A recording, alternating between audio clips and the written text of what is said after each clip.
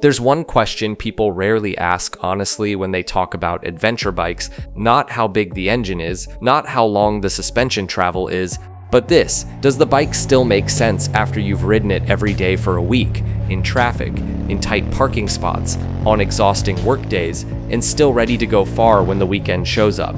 Because that's where a lot of bikes that look perfect on a brochure start to feel very different in real life. That's exactly why the class often called 450-ish ADV matters so much. Not too big, not too heavy, enough power, and realistically it can be the only bike in your garage. In this video, we're looking at 6 of the best 450-ish adventure bikes for daily use heading into 2026. We're ranking them from number 6 to number 1, not based on hype, but based on how few compromises you actually have to live with once the bike becomes part of your everyday routine. And here's the interesting part: the bike with the safest spec sheet doesn't always end up as the best choice. Let's start at number 6, the Honda NX500. Technically, the NX500 is a very tidy package.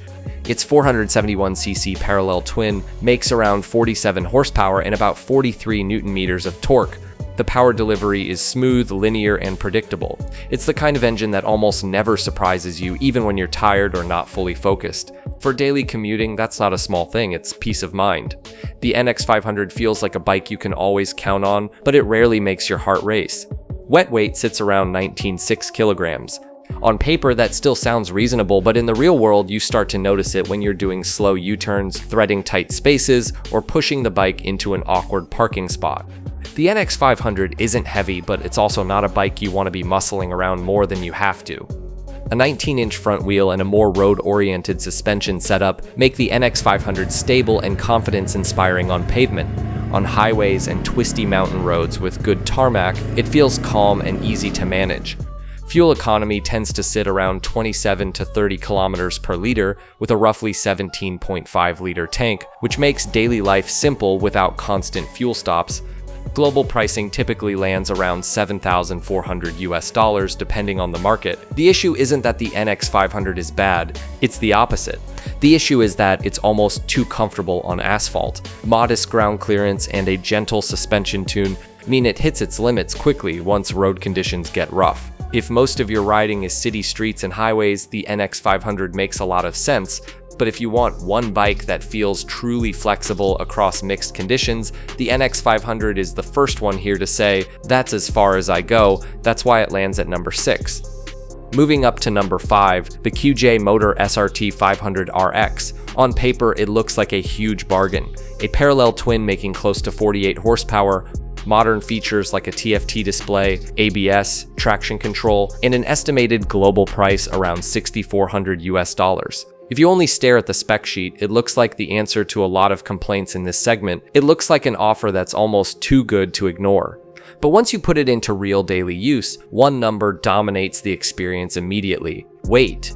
With a wet weight around 210 to 215 kilograms, the SRT 500RX is the heaviest bike on this list. And that weight isn't just something you feel when parking. You feel it at every red light, every tight low-speed turn, and every time the surface isn't perfectly flat. This is where specs stop talking and your body starts negotiating.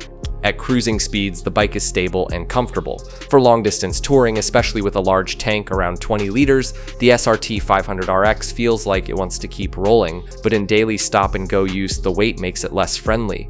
Fuel economy also tends to sit around 22 to 25 kilometers per liter, a bit thirstier than lighter rivals. It's a good pick for riders who prioritize features and value, but if you're riding every day in heavy traffic, it's the kind of bike that can wear you out faster than you expect. That's why it takes number 5. At number 4, the Royal Enfield Himalayan 450. The Himalayan 450 has a very clear philosophy. A 452cc single cylinder makes around 40 horsepower and 40 Newton meters. The numbers aren't huge, but the way it delivers that power is extremely friendly. Low-end torque feels full, throttle response is relaxed, and the bike almost never makes you feel rushed. It's a bike that encourages you to breathe a little slower. And at this point, some riders will fall in love, while others will start to get bored. Wet weight is around 19.6 kilograms, but the distribution feels manageable thanks to the upright ergonomics and plush suspension.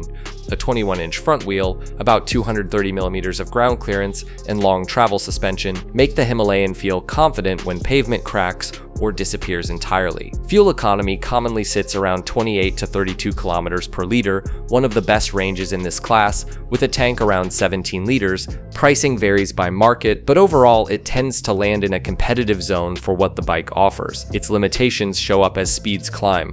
On highways or with a full load, the single starts working harder. Vibration is much more controlled than older generations, but it's still there. The Himalayan 450 is comfortable and honest, but it won't match every riding style. It's for riders who value calm more than speed.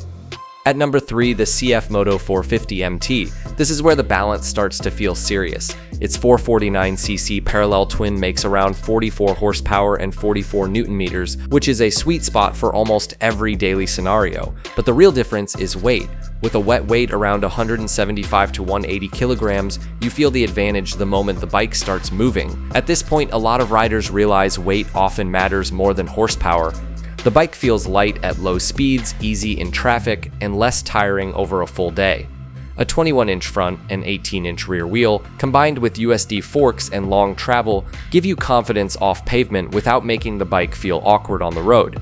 Fuel economy usually falls around 26 to 29 kilometers per liter, with a tank around 17 liters. Global pricing tends to land around $10,000 to $11,000 US, depending on spec and market. The drawbacks are more about long-term refinement. Suspension tuning and small ergonomic details aren't as polished as the most established brands, but as a daily use adventure bike, this is one of the least demanding options in terms of compromises. At number 2, the Kawasaki KLE 500. If there's a bike here that feels like the safest middle ground, this is it. A 451cc parallel twin makes power in the mid-40 horsepower range with a very usable mid-range torque character. Wet weight sits around 185 to 190 kilograms, which feels stable without turning the bike into a chore. It's the kind of weight that just feels right for a true one-bike solution. A 21-inch front and 18-inch rear wheel with long travel suspension tuned properly make the KLE 500 confident in almost any condition. The handling is calm, never twitchy, and it rarely feels like it's trying to fight you. Fuel economy typically sits around 25 to 28 kilometers per liter with a tank around 16 liters. Global pricing is expected around $8,000 to $9,000 US depending on the market. It's an extremely logical bike, and that's exactly why people often underestimate it. The KLE 500 is easy to recommend. There's almost no truly weak area. The only reason it doesn't take number 1 is because it plays things conservatively. The electronics are enough, but they don't try to steal the spotlight. This is the bike you'll appreciate every day, even if it doesn't impress you every time you read the spec sheet. Before we get to number 1, one thing matters here. In this class, the differences are razor thin. There isn't a wrong bike. There are only different compromises. And at number 1, the gap isn't about numbers, it's about feel. And at number 1, the best 450-ish ADV for daily use heading into 2026, the BMW F 450 GS. A parallel twin around 420cc makes roughly 47 to 48 horsepower and about 43 Newton meters, but the most important number here isn't power, it's weight. With a projected wet weight in the mid 170 kilogram range, the F 450 GS is one of the lightest bikes in this class. And that isn't just a technical advantage, it's something you feel every single day. In traffic, while parking, when you're exhausted but still have to ride home, classic GS ergonomics keep the riding position relaxed without losing control. Fuel economy tends to sit in the high 20s kilometers per liter range with a tank around 15 to 16 liters. Global pricing is expected around $9,000 to $10,000 US depending on market and spec. The electronics package is the most complete in this group, but more importantly, it feels integrated, not just a checklist. And that's where many riders start asking, is it too expensive or is it actually the most sensible one? This year, the F 450 GS isn't perfect, but if you had to choose one bike to ride every day for the next 5 years, this is the bike here that asks for the fewest compromises. Those are 6 of the best 450-ish adventure bikes for daily use heading into 2026. Not just a spec list, but a picture of how these bikes might actually live with you every single day. So the question isn't which bike is the strongest anymore, it's which bike you can truly trust. If you could only pick one bike for work, travel, and weekends away, which one would you choose and why? Drop your take in the comments, and as always, if you enjoyed this video, feel free to like, subscribe, and stay tuned for more. See you in the next one.